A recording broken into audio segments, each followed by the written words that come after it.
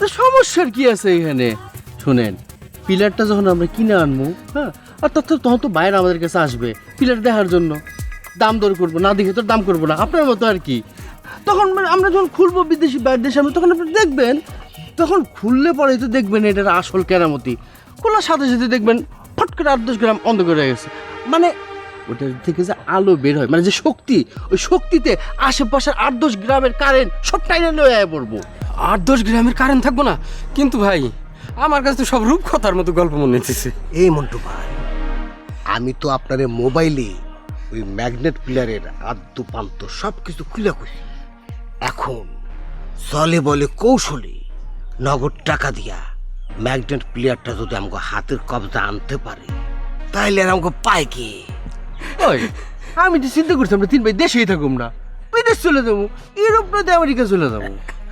না তাই তো, তখন তো আমরা সবাই কোটিপতি।